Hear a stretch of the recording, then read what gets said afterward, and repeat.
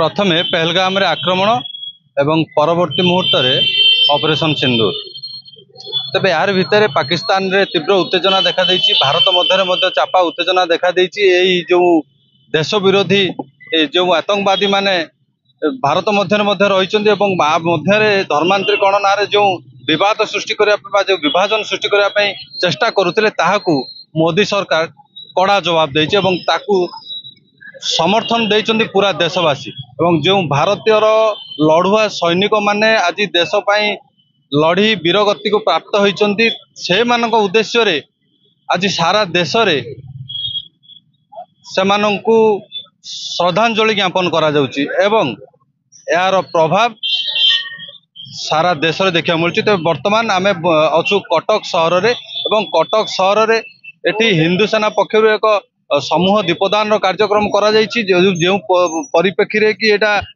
तत्सहित एठी पाकिस्तान रो पताका एवं पाकिस्तान जो आतंकवादी बा सन्त्रासवादी मान रहिचंदी सेमानंकु कड़ा जवाब देवा पई बा जो दंड देवा पई आज प्रतिवाद रो स्वर जोर धरिछि एवं आपण माने देखि पारथिबे केउ मूल भाबे एठी प्रतिवाद रो स्वर लागिछि। पाकिस्तान हाय हाय रो नारा लागिछि एवं पाकिस्तान रो एठी पताका तयारी करी ताकू छीछाकर करूचंदी बा ताकू छिप पकाउछंती हिंदू सेना रो कर्मचारी माने बा हिंदू सेना रो सहयोगी माने।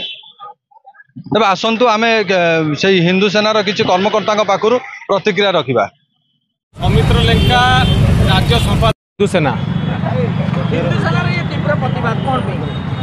देखु केवल हिंदू सेनार प्रतिवाद नुआ सारा भारत वर्ष समस्त हिंदू मान आज जागरण होती समस्ते निंदा करती समस्ते प्रतिवाद करती से आज पाकिस्तान परिस्थिति कौन आपण मैंने सारा विश्व देखुँ। आज जोपरी भाव में भारतर आमर तीन बाहिनी सेना मान वीर जवान माने ये जो प्रकार सिंदूर नाम जो ऑपरेशन आरंभ कले पाकिस्तान मूलदुआ भूषुड़ी देइछंती। पाकिस्तान आज बर्बाद अवस्था अच्छी से देखिला भारत विरुद्ध रे आतंकवादी कार्यकलाप करी आउ जीवन में केबे पछकु फेरी पारिबिनी। तेणु ये जो आभिमुख्य भारत सरकार एवं भारत वीर जवान मान ग्रहण करछंती ताकू आमे प्रशंसा करूछु धन्यवाद ज्ञापन करूछु एवं एथिरे मृताहत होइतिबा शहीद परिवार को आमे श्रद्धांजलि ज्ञापन करूछु।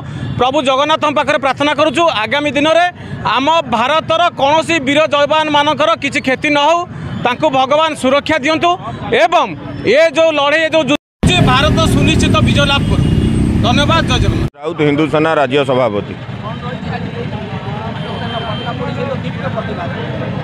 हिंदू सेना तरफ घोर निंदा करा जाउछि एवं प्रतिवाद करा जाउछि। पाकिस्तान रो आम देश भारत प्रति जो भाव आतंकवादी कार्यकलाप सब जारी रही एवं वर्तमान जो परिस्थिति चली आम देश वीर जवान माने सिंदूर ऑपरेशन नाम पाकिस्तान आतंकवादी विरुद्ध रे जो लड़ाई जारी रखिंट तो से कौन सी जवान जेपरी मृताहत न हुंतु सेमानकर सुरक्षा एवं सेमानकर परिवार उत्तरोत्तर कामना करी ता सहित जो निरीह मानकर जीवन जाइए आतंकवादी आक्रमण में से आज श्रद्धांजलि जनाई आज आम महाप्रभु निकट में दीपदान करूँ एवं से उद्देश्य शहीद मान उद्देश्य एवं वीर जवान मान सुरक्षा तथा से समर्थन जनाई आज आमर एक विशाल रक्तदान शिविर आयोजन करा जाइथिला।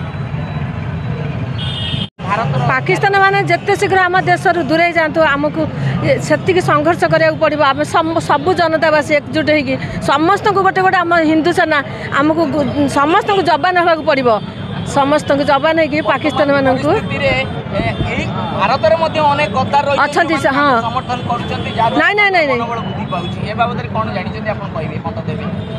तांको समर्थन आदौ न करवा उचित आदौ से तड़ी देवा उचित संपूर्ण आम देश हटे देवा उचित।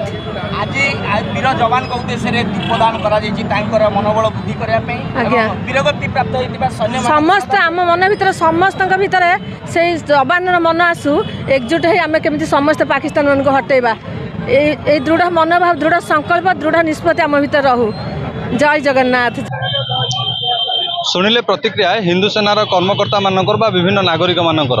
तबे इतिमध्य एक बड़ खबर आसी पहुंची कि प्रधानमंत्री नरेंद्र मोदी घोषणा करिसेंती कि आतंकवाद एवं सन्त्रासवाद विरुद्ध रे भारतर जो लड़ाई जारी रही जदि पाकिस्तान पटु से भली किसी परिस्थिति उपजे ताले आतंकवाद विरोध करने सहित भारत यार दृढ़ जवाब दब।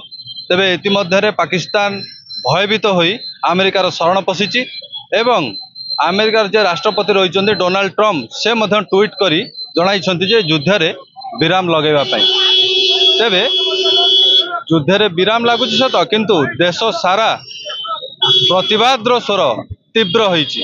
तेबे कौनसी प्रकार रे आतंकवाद को प्रशय दिया जाई पारिबो नाही। तेबे आगामी दिन में परिस्थिति कौन होची ता उपरे समस्त नजर रहइबो। कटक रु जयदेव पाणी रिपोर्ट फर्सिका मीडिया।